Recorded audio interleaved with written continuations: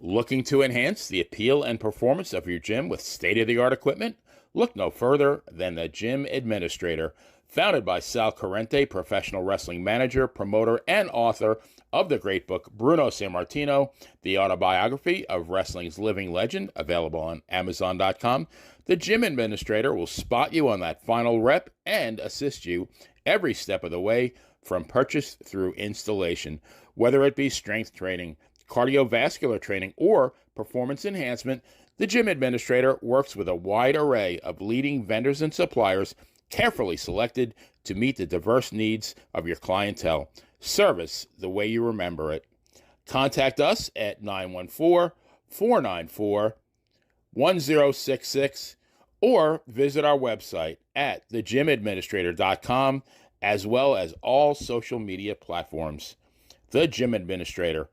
All your fitness needs under one roof. Scan the barcode at the bottom of the screen to get started today.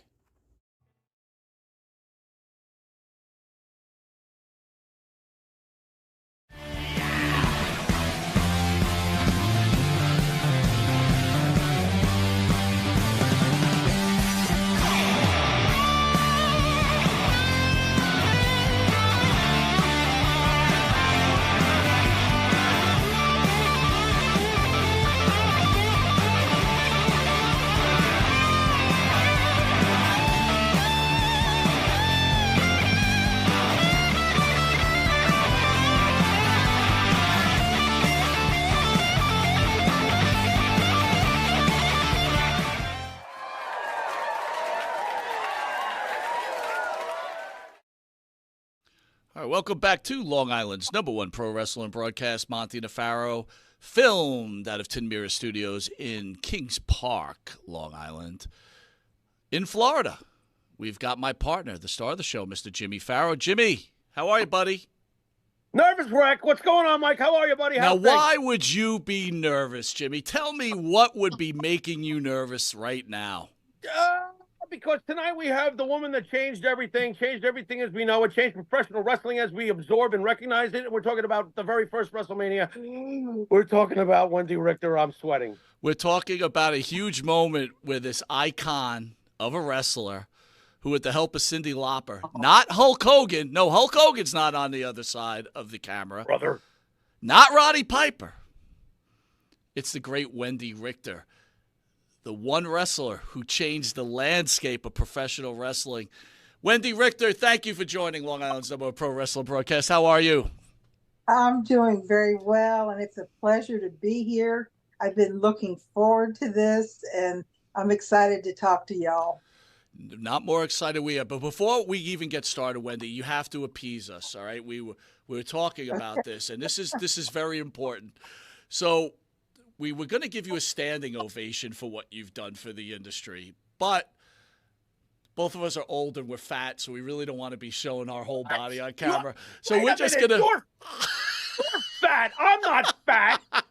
But I want to give the "we're not worthy" to this icon, because we have to do it, Jimmy. You and I don't usually mark out, but this is this is that situation, right? Here it comes. Okay. Here it comes. All right, I think we should bow. Are we bowing? Yeah, bow. Go ahead. But we're not worthy. I don't want to hit my head on the table. Hit my head on the table. Thank you. We are not worthy. You are most welcome. Oy. So, Wendi, before we get into the interview, because we got a lot to talk about, and, I just found out that Wendi actually shows dogs, so I'm excited to hear about that. You know what a dog person I am, right, Jimmy? So yes, that's a big deal. Yes, absolutely. But if you'd both weigh in on two news items, that would be pretty important. Are you ready, Jimmy? You're going to wait a minute. You're going to read news items to Wendi? I want to see what Wendi has to say about these news items. Your goofy ass weekly news item. All right, go ahead. Fine. I'll give you the honest truth. All right, honest truth. There we go. McDonald's releases a new $5 value meal to combat inflation. McDonald's has revealed the details of a highly anticipated $5 value meal, which the fast food chains hopes will revive sluggish sales and lure back customers who have had to cut back. Beginning June 25th, which is just 5 days away, guys, in case you don't know how to count, you'll be able to get the $5 meal. Included in this $5 meal, get this, Jimmy, get this, Wendi, You could get a McDouble cheeseburger or a McChicken sandwich, small French fries, a 4-piece nugget, and a small soft drink. What do you guys think? Do you think this is a good move by McDonald's, or do you think maybe the country has to rethink itself and try to fix what's happening in the world? Yeah, well, it'd be a really good idea if they. It would be a really good idea, because I went to McDonald's today. It would be a really good idea if they revived the giving you 2 straws when you order 2 drinks, because after I left the drive-thru, I realized they had not given me my straws. So why don't we get first things first, McDonald's? Why don't we give us the basic, a couple of napkins would be appreciated with our order, because half the time you go through the drive-thru and you leave and you have no napkins. Today you got no straws. So, maybe you might want to retrain them on the basic condiment thing before we start trying to sell me. By the way, this is kind of cheap of them. A small French fry, a 4-piece nugget. I could take all 4 and eat that in one bite. That's almost like, here, have a Reese's peanut butter cup and a small soft drink. You ever try eating a McDouble cheeseburger with fries and nuggets with a small soft drink? You're going to take 2 sips and you're going to have half a meal left. This is chintzy. Yeah, Wendi, it is how do you feel about Burger King? What do you think? I think it's a little bit better, but I prefer Wendy's if I'm going to get a cheeseburger. But I want to try Whataburger. Patrick Mahomes likes Whataburger, and I want to try it now. Here we go. The Kansas City bandwagon. You know what we just realized now? That this commercials do work, because Patrick Mahomes now is convinced the great Wendi Richter to go get Whataburger. He has convinced me, but there's not one around here. So when I go to the gathering in August, maybe I can find a Whataburger in North Carolina. So, Jimmy, that's what you have to do. You have to, on the Monty and the Pharaoh, you have to treat Wendi Richter to a Whataburger, all right? This is my assignment for my first appearance at the gathering with my wife, Karen McDaniel. I want a large soft drink and a large fry with my Whataburger. It's a done deal, Wendi. On a serious note, Wendi, though, considering this is the news subjects, what are we going to do with the state of this country right now? We need a president with a backbone that does what's right for the country. We need to secure our borders, because I don't even watch television. I get my news on my phone, and I can't bear to see what's going on. I think I could be a better president than what we have right now. I know I could. You know, Wendi, I agree. I agree wholeheartedly. Me too. Very basic things. Secure our borders, and let's clean up what they're teaching children in school. They don't need to know about the LBGQ, whatever it is, at 5 years old or 7 years old. I don't know why. I don't know why our country's in such bad shape. I didn't know our country was so corrupt. I'm just waiting for the next election, and I'll do my part. I think we'll all try to do our part, and I can't agree with you more on the situation here. We had Rockin' Robin on a couple of weeks ago. We were speaking about it. We're giving a whole entire month to people's sexuality, but we can't. We give 1 day to a veteran who sacrifices their lives for our rights to do what we want to do. Yes. Yeah, right. We should be taking care of our veterans, our American homeless people first. I love it. You're 100% right. Take care of inside. But again, you know what? This will become a total political show, and I don't want to do that to you. Right. And I don't want to offend anyone. It's a big fat mess. Stay tuned. The one thing is for sure, we found out that Wendy's a Swiftie, and there's one thing you can't do in this country. Right. If you attack a Swiftie, you might as well go hide and run away because they'll get you. The Swifties will get you, man. Well, I Sounds like don't a know that cult. much about the Swifties. I just like her music. I don't know about this. They seem like they're a little erratic themselves. I like her music, and I like her friends' music, Selena Gomez, both of their music. So, and I like football now. So I'm really happy. I can't wait for football season to start. Can I? Wendy, you got to explain. Wendy, how did football pass you? You told us off the air that you only started watching football last year. How does football pass you by your whole life, and now you're into football? How'd that happen? Well, I thought the game just went too slow. I mean, 4 hours. So the way I like to watch it, I like to watch the highlights after the game, so I can watch it in like 35 minutes and just see the highlights. The only full game I've ever watched was this Super Bowl last year, and I thought, oh no, it's not looking good the first half. And then it picked up the second half, and I enjoyed it. But the first half is like, gosh, maybe I should just go home. I'm getting depressed watching this. Wendy, I can tell you with utmost confidence, you would not last 5 minutes as a New York Jet fan. Well, I was going to say that. Wait a minute now. Doesn't Aaron Rodgers, isn't he their quarterback? Yeah, he was last year for 4 plays and then got hurt. Oh, you're kidding. So who's their quarterback? No, I wish I was kidding. I can't make up that kind of Stephen King stuff, you know. Well, didn't Kennedy Yeah, Bobby. didn't they want to make him the vice president if he won? Yeah, that would have been typical Jets, that he leaves us to go try to run for the White House. That would be very, because Wendy, you wouldn't last 5 minutes. We've been getting our colons removed on a game-by-game basis for over 50 years, Mike and I, watching the Jets. So, to Jimmy, we failed to remember that, we could remind Wendy that we were in the other side of the Taylor Swift movement, where we were beating the hell out of Kansas City, but the power of Taylor Swift, the referees made sure that we were going to lose that game, and boy, did they take that game from us. What are you talking about? The Buffalo Bills? No, the New York Jets. No. There was a game this past season, Wendy, where the Jets played the Chiefs, and Zach Wilson, who was quite possibly the worst quarterback in Jet history, statistically, had the game of his life. And the Jets were beating Kansas City, and we were beating them good.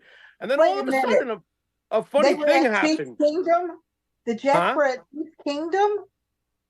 Yeah, the Jets were playing the Chiefs. Well, was that a home game, Mike? Did we play the Chiefs at home? No, right? we were in. Oh, we might have been at home. We might have been. Yeah. I think we were at home. But a funny thing happened. We're doing great. We got the lead, and all of a sudden, every 2 seconds, there's Taylor Swift on the camera. The next thing we know, the referees are starting to make very peculiar calls that are still talked about. I don't believe it. Oh, geez. Forget it, Mike. She's hypnotized. You know what? I agree with Wendy, Jimmy. I think you're lying. You're lying, Jimmy. God, what a mark. I don't remember seeing that game. That's before I started watching football. I didn't start till, I think, October. Right. Well, you picked a good team. They had some rough games. You picked a good team, and they're going to be great for years to come. So it's not like you didn't see good, you know. They're going to win the Super Bowl again. They're going to get a 3-peat, a 4-peat, a 5-peat, a 6-peat. Oh, they're going to blow Tom Brady out of the water. They're going to say, God. All right, guys. One more news item. The great Donald Sutherland dies at 88. Cause of death is a long illness. Actor Donald Sutherland has died. The cause of death is not revealed, but a long illness. He was an actor in the Hunger Game trilogies, MASH, and many other things. Any fond memories from either of you on the great Donald Sutherland? I'd have to say I kind of grew up on MASH, and I really liked that show. They kind of glamorized that war. Yeah, Sutherland, I think of 2 movies. Obviously, he was in Animal House.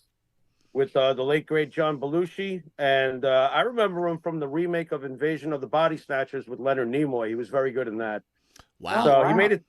he made it to 88, and that's a really, really good grade on the report card. Plus, I never heard him make any, like, typical actor, douchey political comments or anything like that. He seemed like he was pretty class act, kept to himself, and he's a Hollywood legend. I'm sure he's got a star on the Walk of Fame. If he doesn't, I don't know what that's all about. Well, but Sutherland was a great actor. Rest in peace, Donald Sutherland. All right, Wendy, you ready to go? Here we go. Okay. Okay. You're a Hall of Famer and you're an icon. What's it going to take you to come out of retirement and respond to Toni Storm and her challenges to you on a regular basis? What? They're going to have to come up with some cold, hard cash. That's what it's going to take. She's going to have to clean it up a little bit. She doesn't need to keep dropping the F-bomb. It's not necessary. I never even knew who she was till someone told me to watch that. It's like, why do they keep bringing my name up? Well, because I'd take her on, but they're going to have to really pay me well. I'll tell you what, I'm not I would afraid love of her. I would love to see you come out of retirement and destroy Toni Storm. You could do it. You definitely could do it. I got 2 words for Toni Storm. Bring it. Bring it, baby. Nice. Nice. Hey, can we be in your corner? Mike, I want to be in her corner. We'll roll her foreign objects and everything. There you go. Yeah. There you go. Wendy, before we get into your storied career, can you tell us about you growing up and your parents and what it was like growing up a young Wendi Richter? Well, both my parents were married 3 times. So I moved around a lot. I lived with one parent 1 year, one another, back and forth, different schools every year. I had to learn to be tough at a young age. And there was always bullies in different schools. They didn't pick on me, but they'd pick on kids that looked different. I'll put it that way. I mean, they could have had thick glasses or small or whatever. And I was always defending the people that was getting picked on. Because it wasn't right. So I didn't have the best upbringing, but I learned from my parents' mistakes. I'm not married. And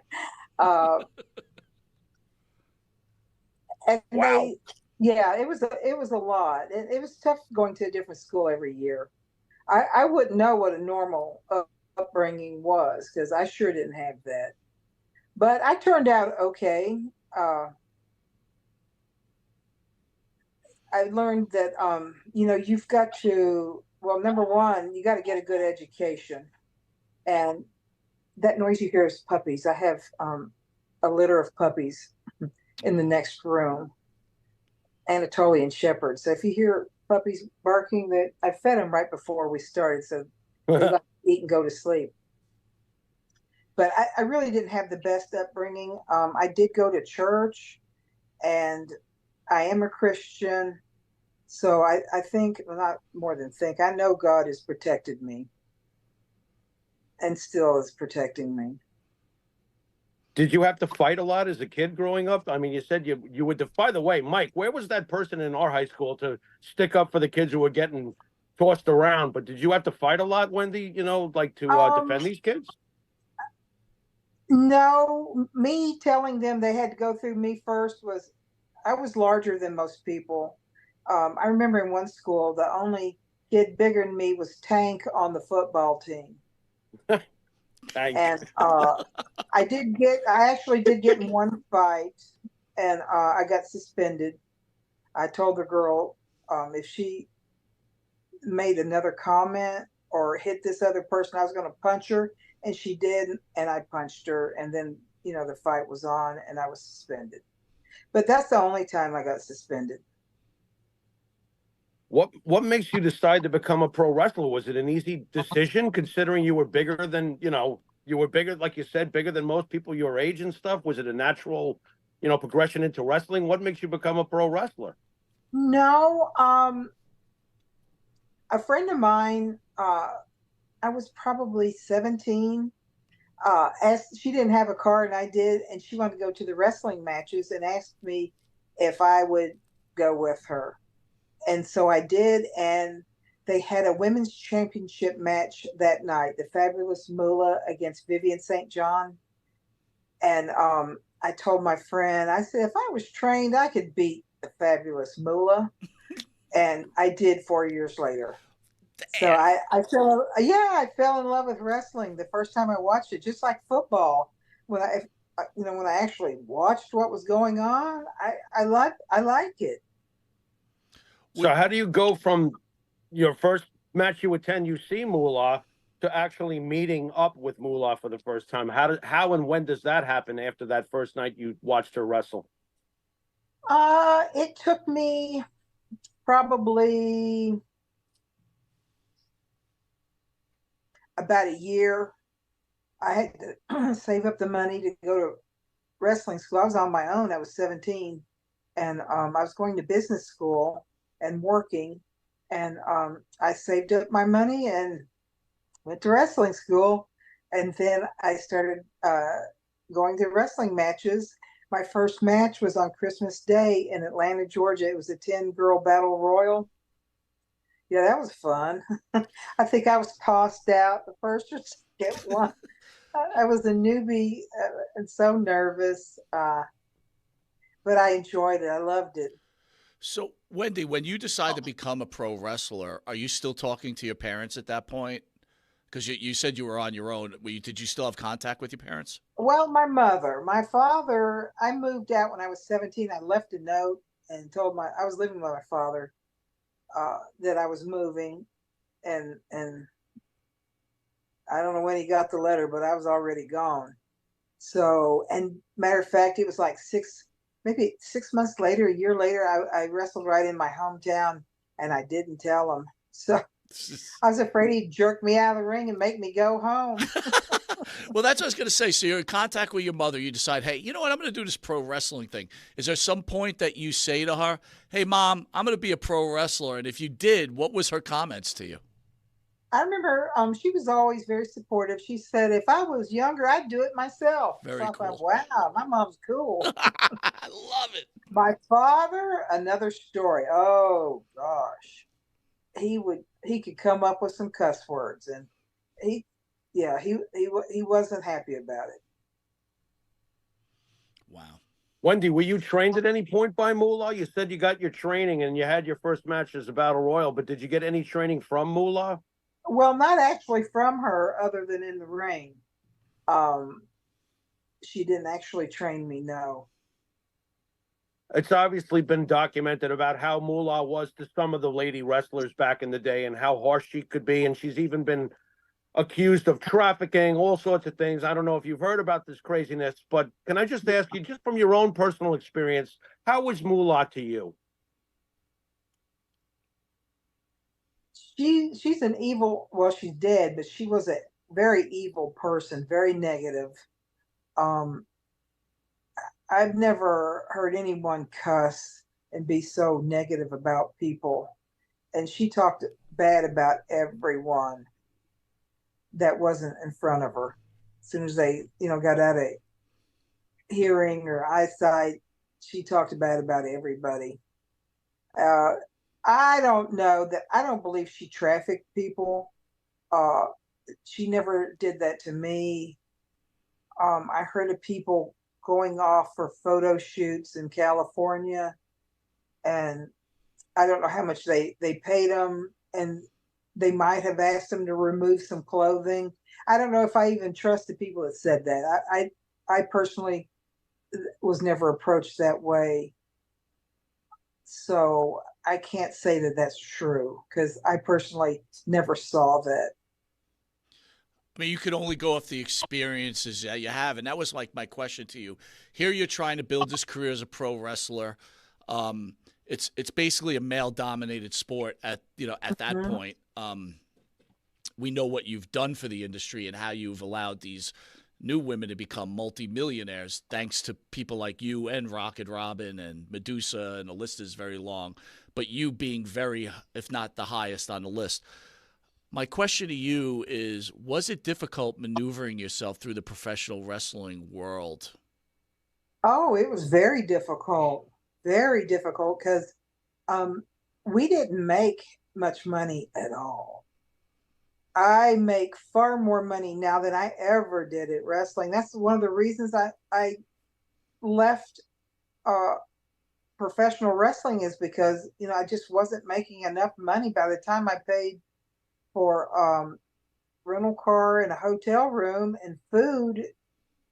Most of the time, that's all that I was paying to go on the road, which is terrible because you get injured and you're away from your family, and how can you have a family yourself when you're wrestling every night or multiple times a week, year round? There's a lot of sacrifices that we made, and just being on the road is really hard. Not so much the time in the ring, it's the other 23 and a half hours, traveling and staying in hotels and going to airports and waiting, and it's tough. And to not make money, it was tough. Well, let me ask you this then. Rockin' Robin was on. We asked her when she became WWEF champion. She said maybe she was making 70 grand. You were at one of the highest points in wrestling, especially at that moment. And you had a cartoon figure. You were in a cartoon. You had a lot of stuff going on. What was a Wendi Richter making at that point in time? And a second to that question is, you also wrestled in the AWA also. What was the pay comparison between the WWE and the AWA? It wasn't that much difference. And wow. She made more than I did. When I left the WWF, it was before it was WWE. I wrestled independent shows, and I made more money then. And by that time, I was just wrestling on the weekends, and I was going to college full time. So I worked my way through school. It took me 12 years to get a master's degree because I was working full time and going to school at night. But I did it, and I'm proud of it. I'm very proud of that. And that's something no one can take away from me. So I've never recommended anybody get into wrestling, but if they really had to and wanted to, I told them go to school first, get an education, have a career you can fall back on. If you get injured, nobody wants you. So you've got to have a career to fall back on. I got to Wendi, I just want to make this clear to my own sanity. Are you telling me that during WrestleMania, during the MTV thing where countless thousands of kids are watching this, and WrestleMania, the first WrestleMania at the Garden, and all the money that was made there, that they were barely paying you enough just to make ends meet? Is that fair? Yes, that's very fair. Wow. Unreal. And that was my problem with the WWF. Is every encounter I had with Vince McMahon, I told him I have to make more, because I'm spending everything just traveling on the road, and I didn't do drugs, right? So I wasn't putting my money on drugs. But Wendi, let me ask you this: you didn't make extra money from the cartoon? Like, how did that agreement come out? They're using you. They did. Wow. Sounds like they just helped themselves to your character and didn't cut you a piece. Is that fair? It may have been 20 years later, I got a royalty check from them, very small, and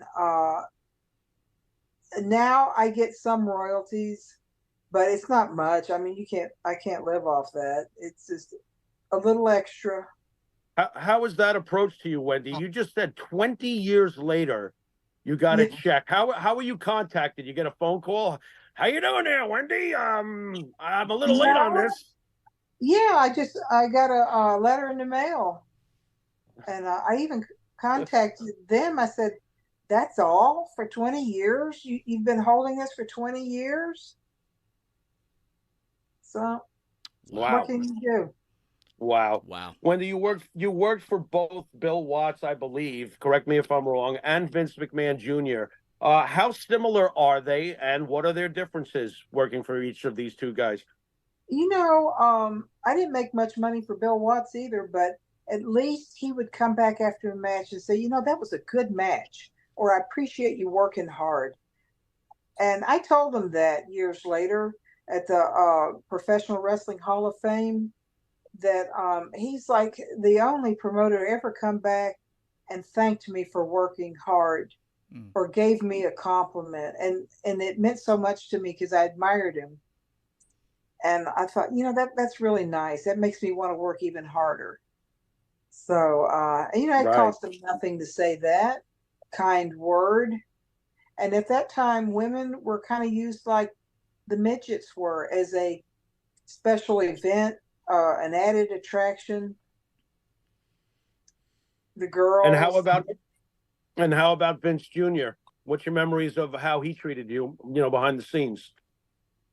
Uh, he was never rude. He never made a pass at me. He was always a gentleman.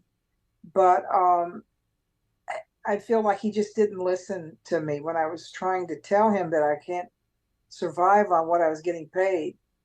I made a lot less than their opening matches, and a lot of times I was semi-main event, and the opening matches, the first match, they made more than I did. So I'm glad things have changed for the women, that they should be paid like they would a man, in that ranking on the matches. They should be paid. Mike, I don't know. I don't normally say this, Mike, but I'm actually rooting for Tony Khan to cut a paycheck to a WWF legend right about now. Listen, I'm listening to this and I'm in shock because as a fan back then, this, Wendy's part of one of the biggest. She and Cyndi Lauper, both, Yep. are the initiators. And let's put Moolah in here and Lou Albano because that's fair. Sure. They made the difference in pro wrestling. We were discussing, Wendy, before the show, that if you never have this match with Moolah, does WrestleMania ever even get off the ground? Can I ask you, what did they pay you for the match, the brawl to end it all? Do you know what they paid you for that? Do you remember? I do, but I don't like to, give the specific amount. It wasn't very much. Not what it should have been anyway. It was the largest pay I'd ever received for a match, but based on it being semi-main event, it should have been a lot more. And it was at the time the most viewed show on MTV's history. I'm sure you're aware of that, right? So yes. I'm a little surprised. Wendy, I'm going to ask you. You're a very respectful lady, and I get that feeling. I'm going to ask you a tough question. If you don't want to answer it, I totally understand. Vince McMahon's been accused of some things recently, or at least in the last year. What are your feelings about that situation of the accusation against Vincent Kennedy McMahon? I really don't see him doing that. I can't help but think that woman planned the whole thing, that she knew what she was doing, and I don't see him doing that. I really don't. He was always a gentleman around me, and I've never seen him act out of line around any other woman either. I really don't. I think he was set up. And I don't know the whole story, but just knowing him and his character, I really don't believe that. For the record, Wendy, we don't either. Wendy, I want to go back a little bit. So obviously you're not getting paid what you deserve. Is there any point you reach out to I'm assuming you had relationships with like Roddy Piper or Hulk Hogan, who may have had more clout within the federation. Did you ever reach out and voice your opinion on how unfairly you thought women's wrestling was being treated? Obviously they were well aware of the catalyst that you were. No, no, I didn't.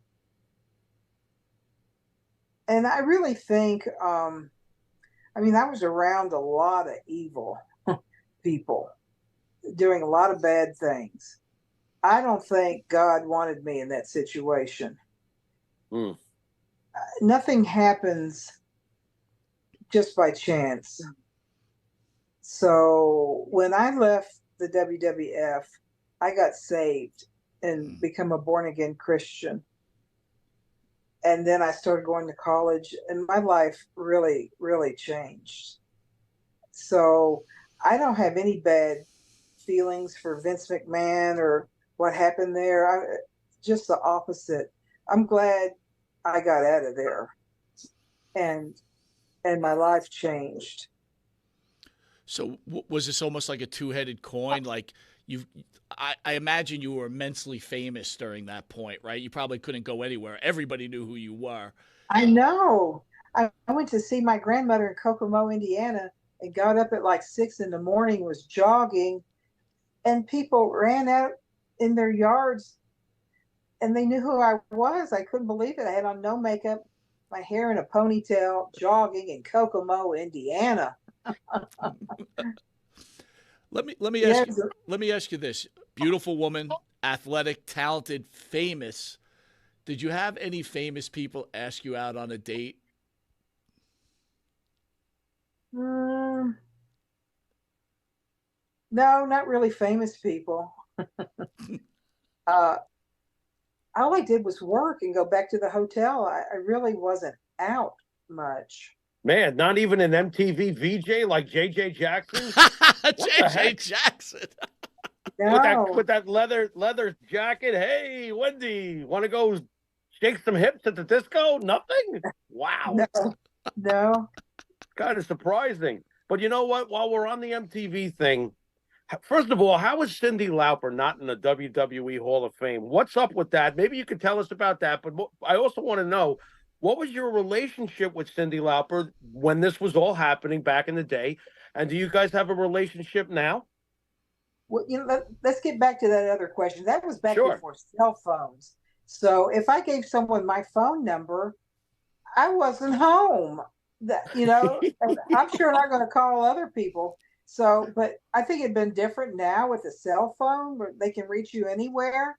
But Right. I was traveling maybe 10 months out of the year. So I don't even know if I had a home phone back then because I wasn't home. I might have, but I wasn't there to answer the phone call. All right, so before you hit Jimmy's question, then let me ask you this. How many stalkers did Wendi Richter have? Oy. You know what? Probably 2. And one was scary because I got home. It was probably 10 o'clock at night, and the person called me, and they said, "I know you're home." It's like, wow, how did you know I was home? I lived out in the woods on 20 acres. Man. And so, you know what? I got a couple guns. I got something for someone. And I've got some big dogs. Anatolian Shepherds are between 130 and 150 pounds. They may come in the house, but they're not making it out alive. Mike, I think I know why the celebrities weren't calling. Yeah, I think so too, right? She got guns and dogs. I got some big dogs that, matter of fact, the litter I have, she had 11 babies. This dog, right? If I had to pick one dog that would protect me more than any of them, it would be her. Oh, jeez. There you go. Someone looks at me wrong and she bares her teeth. I couldn't even have a dog sitter. I had to go to St. Louis Hall of Fame. When was that? Well, it was about 5 weeks ago, and the puppies were born a few days before that. So I have a professional handler that helps me when I go to dog shows because I enter like 5 dogs at a time. And so I paid her to come and just stay at my house. I said, your job is just to watch to make sure those puppies are safe. And if one of them's hungry, to bottle feed them. And she couldn't even touch him. The dog wouldn't let her, and the dog knew her too. Wow. But she wouldn't let her near him. But she stayed right with her and let her out to potty and fed the mother dog, but she couldn't touch the babies. So when you win these shows with the dogs, do you then put them out to stud like a horse, and then they make that kind of money? Is that part of the deal? I haven't got to that point. I'm not a breeder. This is my third litter of Anatolian Shepherds. I have the dog's mother, and now I have her, and now she had 11 puppies. So these are really nice puppies too. I'm not going to keep all of them, but I may keep half of them to show. And no, you don't make money at it. The stud fee, I spend a lot of money on the dogs. You don't make money, but nobody's going to sell you their best dogs. So you got to make your own. Gotcha. And I've got some. Yeah, I had the #1 Anatolian in the nation in 2022, and actually I tied for #1. They said, but I believe I had a couple more points. But anyway, that's a high honor, very, very high honor. So wait a minute, you don't pull the Wendi Richter card at this show? Like, do you know I'm Wendi Richter? Like, come on, let's go here. What are you doing? No one even knows it. There may be a couple people there that know. Ridiculous. My handler knows, but I don't tell people. We got to fix that, Wendi. You got to start. You got to start throwing your name out there. But if she pulls the Wendi Richter card, you got some jabroni like videotaping it. Oh, look at this entitled person. All right, Jimmy. Before we gotta get that Cyndi Lauper question, but I got a question for Wendi now, because now I got to go on another trip. All right, so we asked you if you had any stalkers. We have if famous people asked you out. How about wrestlers? Did like the Iron Sheik ever ask you out, or did like Hulk Hogan ever ask you out? Andre the Giant. He did, but I think he asked every woman out that he met. And I told him I wasn't interested. And he asked me, was I gay? I said, just because I don't want to go with you doesn't mean I'm gay. And after that, he was very nice to me. Oh, that's too funny. Oh, brother. Oh my God! So tell us about Cyndi Lauper. Like, what were your memories when this awesome thing was happening back in the day with MTV and WrestleMania? And do you still have a relationship with Cyndi now? When I got the phone call from her, I couldn't believe it, because that was my favorite song. Girls Just Want to Have Fun. It was my mantra on the road. I thought, oh wow, that. And then when she called me, I said, oh my gosh, yes, I'm interested. She wanted me to represent her in the wrestling match. And then Lou Albano had chose Moolah to represent him. So it's very exciting. And she's such a nice person. I went shopping with her in New York City, and she gave me a makeover as far as clothing and makeup. And she was just so good. Such a sweet person.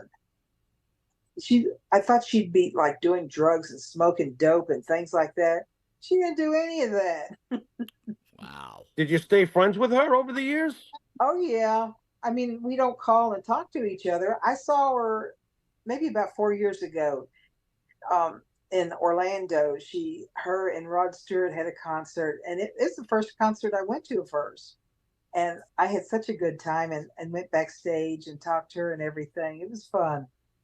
She's very, very talented. Most people don't realize that she's a musician. It's not just it's not just the dancing and the video and stuff. She's much more than just a front, for lack of a better term, a front man. Yes. She's a really well-rounded musician. Can I ask you again about, because I know we diverted over to the dogs conversation, of course, but Cyndi Lauper is not in the WWE Hall of Fame. You like how I said that, Mike? Cyndi Lauper is not in the WWE Hall of Fame, which blows my partner and my mind completely. We don't get that. Is Cyndi even interested in wrestling? Has she had a problem with somebody at WWF? Or does she ignore that chapter in her life publicly? Where are we at with Cyndi Lauper and her take on wrestling from what you know of her? I didn't ask for that personally, but it must be a conflict of schedule. I don't know, but it's a shame that Roddy Piper still isn't alive to him and I could have inducted her into the Hall of Fame. I think she will be sooner or later. I don't know why. She's done a lot more than everyone else that's been inducted in the Celebrity Hall of Fame. Right. So I have hope for her, but I think timing has to be right, and she'd probably want to do it in New York City because that's where it all happened. And I'm hoping it will happen. No one deserves it more than her. Agreed. I agree on that. Wendi, Agreed. question. So we talked about the unfairness of women in pro wrestling. Cyndi Lauper during that time was a major advocate for empowerment of women. She's another contributor to where women have gone. I mean, a lot, Yes. yourself. There's a lot of unsung heroes, right? Obviously, in different industries. You're one of them. You were one of the women that Moolah represented the weighing down of women, where you represented the empowerment of women. And clearly, this was an issue. I don't know what kind of real relationship you had with Cyndi, but was there any point where you would say to her, "This is the way they're treating me. Do you have advice?" And did she say anything, or did you ever have that relationship where you could ask that type of question? No. I just kept it to myself. I tried so hard to get through to the people that were paying me. I didn't feel like I had to talk to other people about it. It's you're either going to pay me or I'm leaving. And I left. Right. So one person can be replaced. I learned that. I mean, I think I was 23 at the time, maybe 24. My brain wasn't even fully developed, but I think I did the right thing. Well, I know I did. Well, you stood up for what you believed in, right? I mean, that's got, you know what? You're walking the walk. Again, you're exactly, as funny as it is, you're exactly how the character portrayed itself, right? An empowered woman. I know. And I did so many documentaries in the past few years, and one of them, the last one, was for Hulk Hogan, and the people weren't entirely honest. They said they wanted to do a documentary for Hulk Hogan. I said, "Oh, okay." And so I get there. I said, "Well, you're not going to interview Hulk Hogan?" So it was about his lawsuit, and I already took the day off and drove to where they were, like 4 hours away, and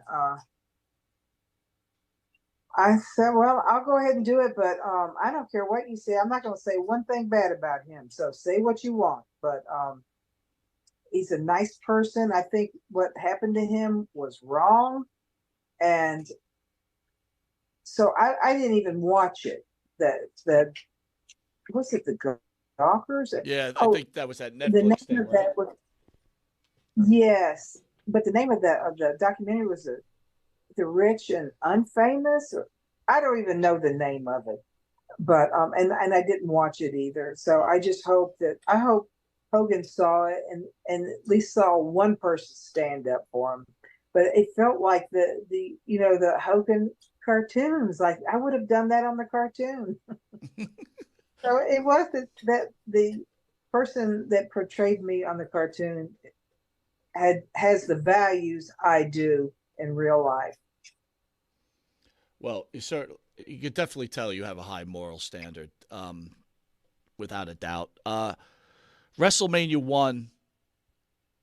Did you know that Vince was trying to take over the wrestling industry? We've talked to other wrestlers, and they're like, we just thought it was going to be another show. We didn't know it was going to be what it ended up turning out to be. What was going on in your mind? Well, I knew it was a big deal for them to have Muhammad Ali and Liberace and Mr. T, all those people. I knew it was a very big deal. And then it being at Madison Square Garden, that was my favorite place to wrestle. Just because of it being Madison Square Garden. So I knew it was a very big deal, but I had no idea that, they'd still be. I just went to the 40th WrestleMania in Philadelphia. and I sat ringside, and I couldn't believe 40 years later I'm back. Are you proud of what you and the other women have built? When you look back at it, I know you got out of it. It was a good thing for you. But when you look back, are you proud of what you accomplished? Because you are the spark. I am. I had to fight for that. I'm still fighting to get paid in a different venue, but I'm really tired of fighting. I'm an easygoing person, and just to have to fight all the time, that's life, though. I guess when you stop fighting is when you're in the grave. Yeah, that's a good comment. I There think you I'm going go. to copyright that. I'm going to trademark that line. Okay. Wait, what do you mean? Okay, you're giving away your money again, Wendy. Wait a That's minute. right, Jimmy. She That's blew not it. okay. That's not okay. All right, lucky me, Wendy. I get to ask the tough question of the night. Sometimes we just pull the questions out of a hat, and this one said Pharaoh on it. Here's a question that, look, you're part of what Mike and I would call the original screw job, okay? And it's been documented that you told a story that you didn't know it was Moolah behind the Spider Lady mask. Can you tell us what happened that night? And I have to ask you, how did you not know that that was Moolah? You've worked with her. Well, she had a mask on, and she was fully. Do you see my dog right now? Yeah, we can. This is Adira. Your dog right now is saying to you, tell the true story, Wendy. Tell the true story right now. Well, she's only about 3.5 years old, so she doesn't know. She doesn't know the story. Moolah had a very unique build. I don't care if you put a mask on Moolah. How did you not recognize that baked potato was Moolah? Baked potato. I'm sorry. You really didn't know. You're sticking with that one. I respect it if you are, but like I said, I pulled the tough questions. So Yeah. tell us your recall on that night. I didn't know what was going to happen. Right. Until it was too late. It didn't matter who it was under the mask and outfit. I knew they couldn't beat me. I'll put it that way, fairly. But they didn't have to. The referee gave me a fast count and it was over. What are your emotions when that happens? Because you said you didn't know that was coming. Are you pissed off? Are you looking to punch Vince in the face like Bret Hart did in '97? I mean, what's going through your mind? It would have been a lot worse than that. I probably would have killed him with my bare hands. Uh-oh. Yeah. I was so upset. I was so humiliated and embarrassed that I left Madison Square Garden in my wrestling tights. And I think it was November. It was cold. And I grabbed my bag and marched right out and hailed a cab in my wrestling outfit that night and went to the airport. And that was the last I spoke to them. And at least 20 years went by. And someone called me, I think it was Howard Finkel, and asked, would I be interested in doing a battle royal? And I said, sure, I would. And I told them how much I wanted to make. And then they never got back with me. And so WrestleMania was approaching. It's probably a month away. And I called them and I said, listen, I don't have a plane ticket yet. Oh, they said, we changed our creative direction. I said, well, when were you going to tell me, or were you just not going to? And so that was the last I heard from them. And then a year later, they contacted me and asked me would I like to be inducted into the Hall of Fame. And I said, yes, I would. And that was that. When that whole thing goes down with Moolah, I know you didn't have a great relationship with her, but did you ever call her and say, hey, what kind of disrespectful stuff is like to do that? Did you ever get to close that door with her? No. But when they asked me to do the Battle Royal, I did ask him. I said, is Moolah going to be in it? Because if she is, I'll do it for nothing. Nice. That's friggin' awesome. Nice. Wendy, I'm having trouble getting past this, though. You mean to tell me, which I do believe, though, that you go out and you hail a cab. You've just been screwed out of your place and status in the company, and thousands of fans. Now, I remember when it happened. I'm pissed off. I'm mad for you, and I don't even realize what's going on here. Is just to the degree that it's going on. You mean to tell me that the woman who was worth the most in the world at that point to the television product, they don't even call you the next day? They don't even pick up a phone to explain to you or try to talk to you about it? It was really 20 years of silence? 20 years of silence. And I wouldn't That's- have called them. They called me 20 years That's later. insane. Wow. That is Yeah. insane. Yeah. Oh, my God. Wow, Mike. That's all I could say about that. It is. Wow. You see why I had to get saved? I sure did. And you know There you what? You know, I wasn't waiting for the phone to ring. I'll put it that way. Right. I was wrestling independent. And I was making more money than I ever did with the WWF. There you go. Well, speaking of that, you end up going to Puerto Rico. Mm-hmm. The question I have is, considering what you know happened to Bruiser Brody over there, did you have? That was before that. I never went back there after that. I don't think. What was his? Jose Gonzalez was protecting himself. I think he just got upset. They had a disagreement, and he stabbed him. I mean, that's not unusual in Puerto Rico. Right. They're very violent there. He murdered him and got away with it. Right. I'd never go back there. So you you blacklisted you along were with over many other there. wrestlers. You were there before the murder. You're saying. Before, yeah. Wow. Did you know Bruiser Brody at all? Yes. I can't say we were good friends. We were acquaintances. We were on the same card quite often. He was a very nice person, very talented. Wendy, it's a tough question, but do you believe that Carlos Colon had knowledge of what was going to happen to Frank Brody in the shower? I don't think he knew ahead of time. I think it was. I don't think it was. I don't know the situation, but I could just see Jose Gonzalez getting mad and stabbing him. I don't know if it was premeditated, and I don't know that Carlos would have went along if he knew ahead of time that was going to happen. I don't think he'd have went along with it.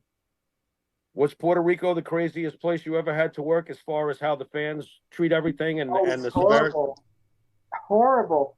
When I would go to the ring, the referee was in front of me. He had chains, I don't know, maybe 4 feet long, and he would just heavy chain, swipe, swipe, swipe. He was like clearing a path, and there was humans was hitting with them chains to walk out to the ring, and people grabbing me from behind. I'm surprised I didn't get knifed there myself.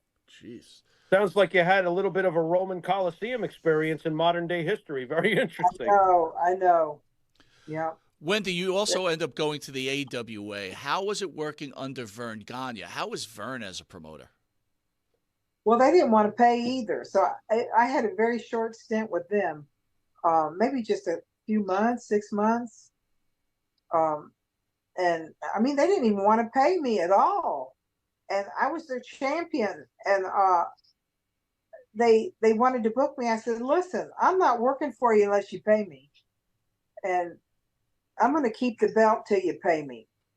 And so they finally paid me, and I mailed them the belt back. Wow. That was that bad, yeah. Should have sent it over to Stan Hansen. He could have ran it over with his tractor trailer like he did the AWA heavyweight title. Unbelievable. Now, Wendi, I've never heard these stories, but again, I've got a question here for you. Can you share some stories about you and the Iron Sheik and Andre the Giant? Well, Andre, he taught me how to play cribbage somewhere. I don't know where, somewhere in the middle of the country. How to play what? Cribbage. It's a little board game. Okay. I forgot how. That's the only time I ever played it was with him. But he was always very nice to me. Everyone was. All the guys were nice to me. And when I knew him, well, I guess I knew him before I was the WWF champion and after, but he was always very nice. I felt sorry for him that, he was so big that he had a hard life just because of that. He had to have a special van, but now that's pretty cool. I got a high top van now for my dogs, but back then that was unusual to have a real high roof. It could have been a custom van too for him. In the Sheik, I probably saw him more than Andre. And I liked him after we, got things worked out as far as, I wasn't gay just because I didn't like him. He respected me after that. You see my dog now? I love this. I was just, we were just talking. I had to put my father's dog down today. Oh. He was a Doberman, 15 years. Oh, wow, that's old. That's pretty good for a Doberman, right? Very good. Yeah, Very good. for a large dog. Laza Johnson is asking, fan out there is asking, after you left the WWE, did WCW ever call you?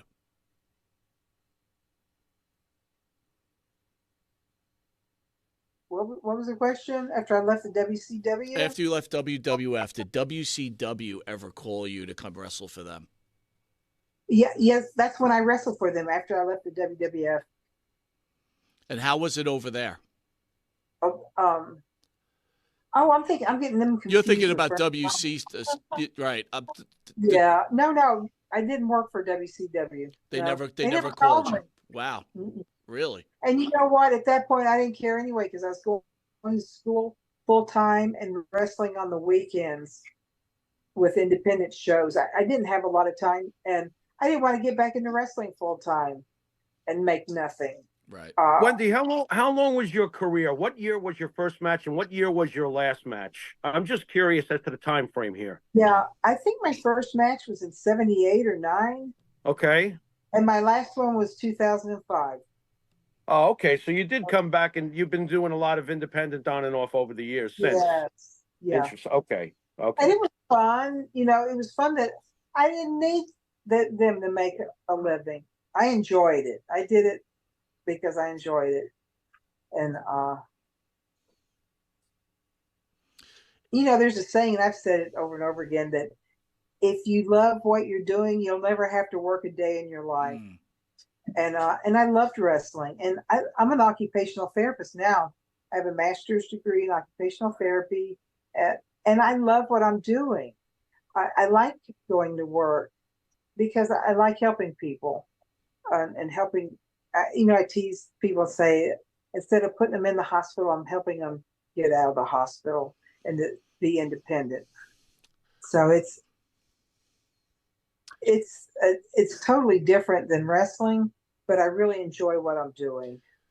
How has your physicality held up? You took a kabillion bumps over the years. How are you feeling physically after all these years, from taking all these bumps? Has your body been kind to you overall? Yes. I've been blessed. Now, if the dogs would stop crashing into me, they get excited. I get these high-speed crashes, and they're always hitting me about knee height. So if they just stop doing that, so the dogs are not working soft. They've got to work with soft paws. Oh, they're stiff. They don't pull any crashes. They run into me full blast.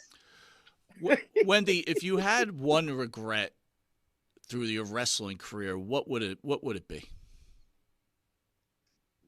I probably would have liked to speak to Moolah, and I would like to maybe forgive her for what she did to me. I would like to, and I'll never have that opportunity to make amends. And I'm okay with Vince McMahon.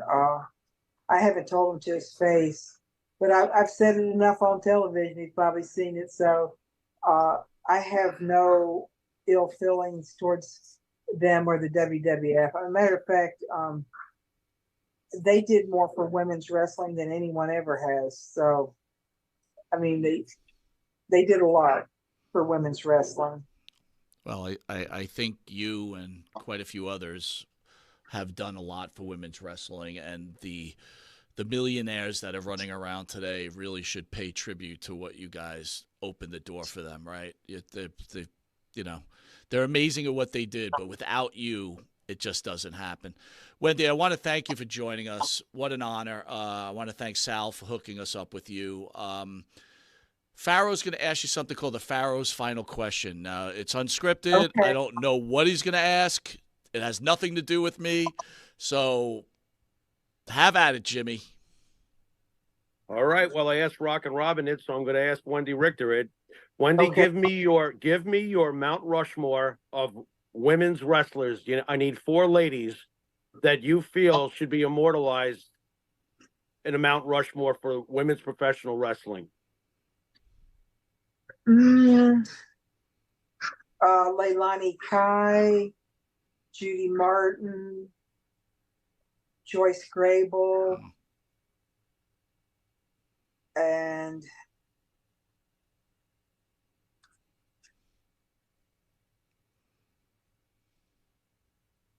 it may have to be Moolah, even though I don't like her.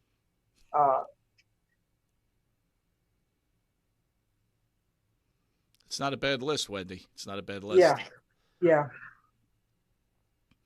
Well, our Mount Rushmore has Wendi Richter on it, so there's always that. That's for sure. We should have let her put herself on. We'll bump Moolah and put Wendi on there. Yeah. Sorry, Moolah. See ya. See ya. She had a mask on anyway. We don't put masks on Mount Rushmore. That's right. All right, so Wendi, want to thank you again. Thank you for what you've done for the industry. Thank you for what you've done for the fans and giving us all this enjoyment. You're a true icon, a great human being, clearly great moral standard, and great political views, which is very important to me. She's on the right side of things, which makes me very, very happy. Well, thank you. And I didn't even know what party I was for until I took political science in school, and I guess I was indoctrinated and didn't know it. And they did everyone took a test, and I was so conservative that I was more conservative than Newt Gingrich. Wow. I thought, oh, wow, I didn't know that. Okay. And so after that, I became a young Republican. But I'm not going to vote just for the party. I'm going to vote for the person. If it's an independent that I think is going to lead the country, that's who I'm voting for. So I'm not all the way in any on any side. I'm going to vote who I feel is best for this country.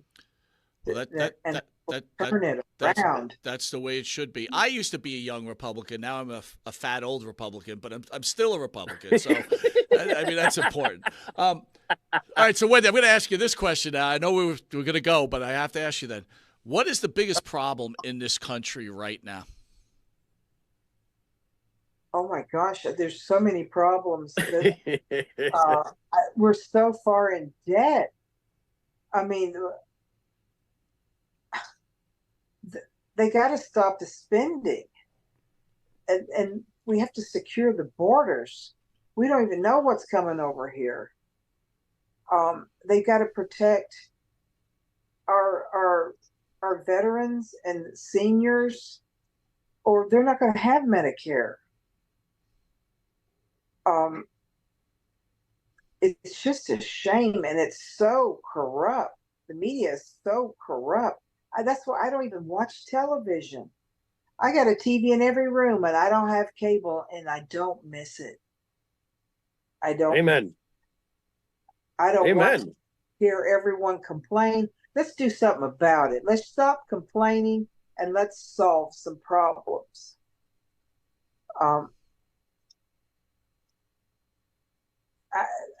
There's so many problems, and I don't believe anything that either side. I think they're feeding us what they want us to think. I think they're trying to steer you one way or the other, and I'm not buying it. I'm not buying it. I'm very upset the way the situation we're in, and China just wants to dominate the world. And you know what? People keep buying from China. You can't help if you buy anything at Home Depot or uh, Harbor Freight. That's all from China. Ace Hardware. I don't buy anything from China. Now I may buy from them, and they're buying it from China. But if it says China, I'm not giving them my credit card after they cooked up COVID and shipped it over here and around the world. All of that was pre-planned.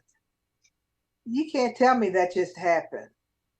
That was all done in the lab, and they bought up the masks, all this equipment ahead of time. So, I mean, they made a lot of money, and what they did to this country, and the country's just in bed with China. They don't even care how many people they killed around the world, and the country's so corrupt. So corrupt. Yeah, but we have our iPhones now, so that's probably the most important thing, right? So I don't know. Great. There's so many problems. I don't know which one's the worst. Well, Yeah. it sounds like you're with us that you'll be voting for the Don in late 2012. Oh my God! You know what? I would take a bullet for him if I could. Yeah. If I knew that would save our country, I would take a bullet for him. Yep, it's a much more dangerous world we live in right now, and the problem I think is that a lot of the people on that other side are just talking. I think we're being talked to death, to tell you the truth, and the internet's not helping with any of that. If this generation had to have the unpleasantries of an Adolf Hitler situation, which if we don't watch ourselves, eventually another one will crop up. We're going to be in a lot of trouble because we've been doing so much talking. We won't know what to do when action is required. We're that divided. So I agree with you. It's a mess. And again, really important, I want to make an official statement that the great Wendi Richter will come out of retirement to destroy Tony Storm if the price is right. So Tony Khan, pay Wendi Richter. She will come out of retirement, and you'll actually get some viewers because Wendi Richter will be in the ring, and she will become the new AEW champion, right, Wendi? You know what? It's going to take some cold, hard cash, but I'd do it. Hey, he's got and they got to come up with time. And they got to come up with a little extra for us to be in the corner, Mike. I'm not letting go of that idea. Yeah, that's a good idea. Okay.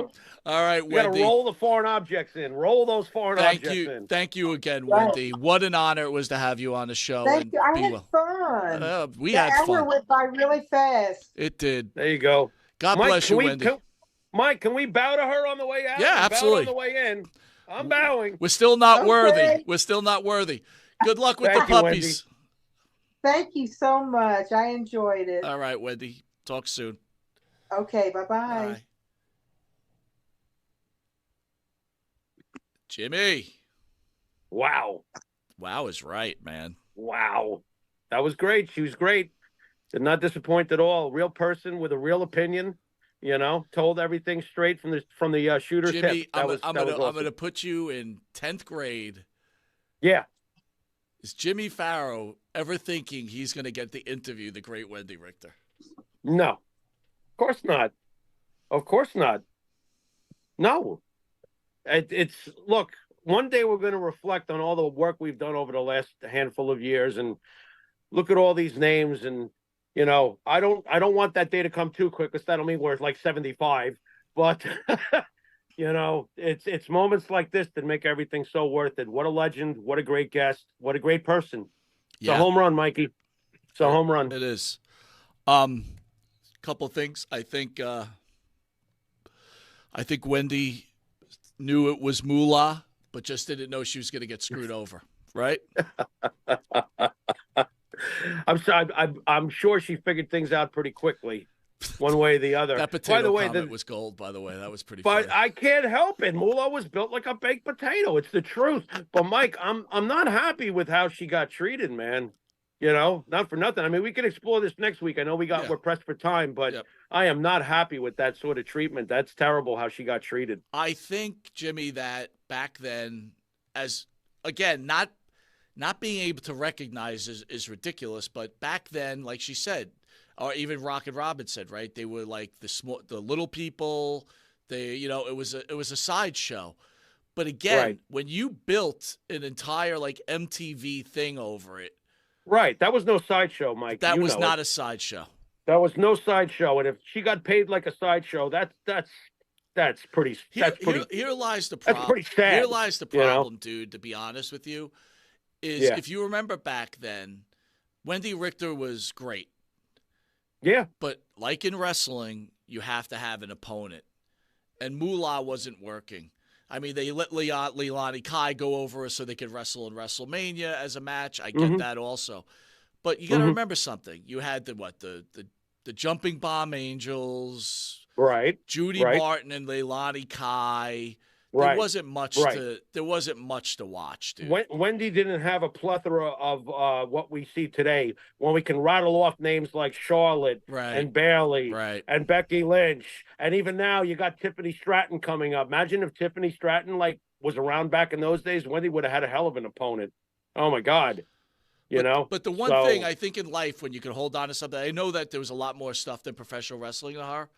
But I think Phil says it perfectly, right? She was the historic figure in pro wrestling, a major catalyst that launched wrestling into mainstream. Her and Cyndi Lauper were the catalyst. Hogan took it on. But they needed Lauper and Richter, Moolah, and Albano to light that spark. It's all those ingredients, it's all of those ingredients in different percentages, obviously, but they were all part of it. Look, having Muhammad Ali there was a big deal. Agreed? Agreed. Having Liberace there was a big deal. It was. Liberace was a big name back in the day, Yep. Like all these ingredients in Vince McMahon's soup is what made this whole thing work. Everybody was perfect for their roles. It was just the right place, the right time, and historically, perfection. I mean, look at Wendy all these years later. Look, the best part of her story is that she got saved, and she's very, very happy now.